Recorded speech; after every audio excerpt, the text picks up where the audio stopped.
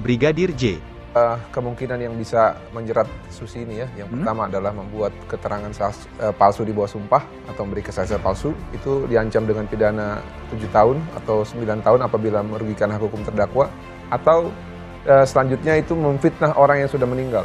Memfitnah orang yang sudah meninggal? Nah, subsidiarnya ini kan delik aduan. Walaupun 242 itu bukan delik aduan. Namun tetap karena ini kami berjalan ya, ataupun melakukan tindakan berdasarkan untuk membela hak hukum klien kami yang dalam hal ini adalah sebagai orang tua korban, nanti kami akan meminta surat kuasa dulu, baru nanti kita laporkan. Ini adalah keterangan yang di bawah sumpah. Jadi kalau ada perbedaan antara keterangan yang disampaikan di BAP dengan yang disampaikan di persidangan, maka yang digunakan adalah keterangan yang di persidangan. Tadi saya contoh. Tadi saksi dalam BAP mengatakan Joshua mengangkat ibu PC, ya.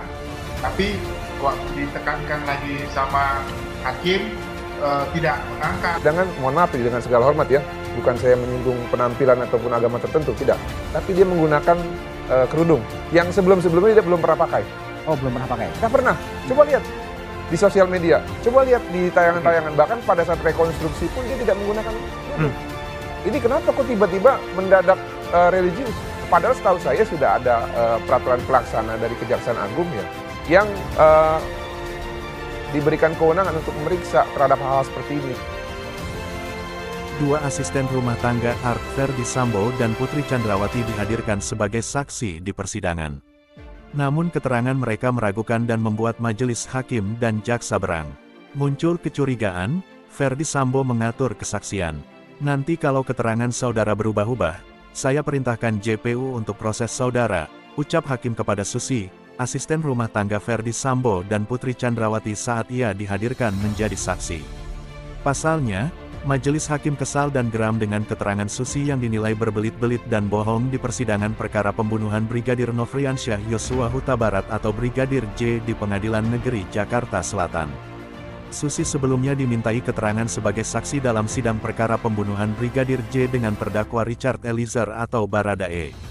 Dalam persidangan itu, Susi menyampaikan sejumlah kesaksian soal rumah tangga Sambo dan Putri, juga peristiwa yang terjadi di Magelang sehari sebelum penembakan.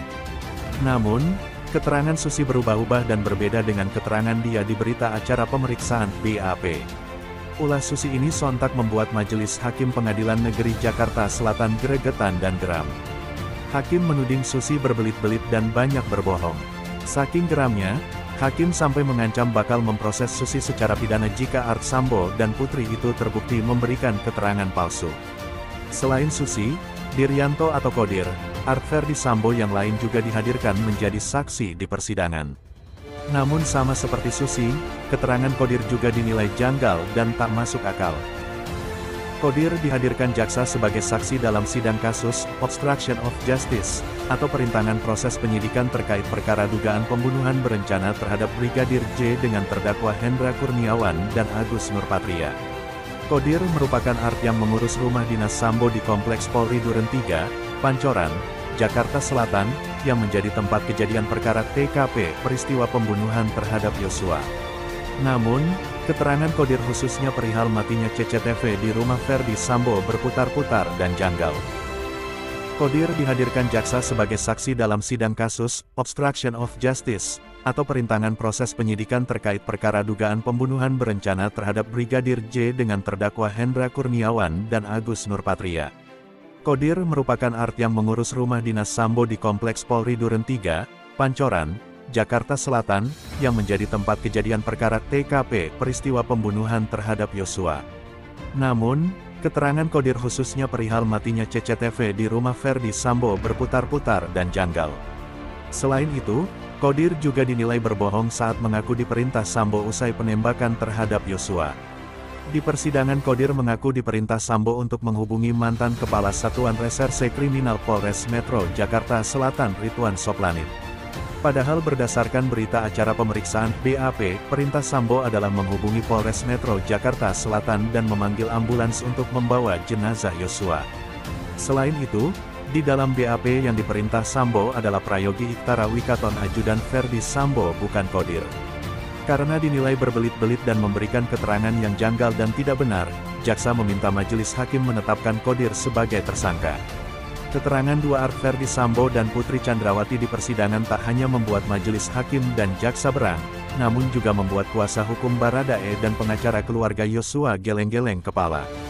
Kuasa hukum Baradae, Roni Talapesi meminta hakim agar Susi dijerat dengan pasal 174 tentang kesaksian palsu. Pasalnya, keterangan Susi di persidangan banyak yang janggal dan dinilai tidak benar. Sementara kuasa hukum keluarga Yosua mengancam akan melaporkan Susi ke polisi. Sama seperti Roni, kuasa hukum keluarga Yosua juga menilai Susi telah memberikan keterangan yang tidak benar saat dihadirkan di persidangan. Jika Roni hanya minta Susi dijerat dengan pasal 174, kuasa hukum keluarga Yosua menilai Susi bisa dijerat pasal 242 KUHP dengan ancaman hukuman yang lebih tinggi. Keterangan Susi dan Qodir yang dinilai janggal, berputar-putar dan tidak benar diduga karena mereka masih dalam pengaruh Sambo. Apalagi, Susi masih menerima gaji dari Ferdy Sambo dan masih tinggal di rumah mantan Kadif Propam Polri ini. Aksi Susi di ruang persidangan dengan mencium tangan Sambo dan memeluk Putri Chandrawati semakin menguatkan dugaan masih ada koneksi antara majikan dan bawahan ini. Kenapa Susi dan Qodir memberikan keterangan yang janggal dan dinilai tidak benar di persidangan? Mungkinkah Sambo memengaruhi dan mengintervensi kesaksian?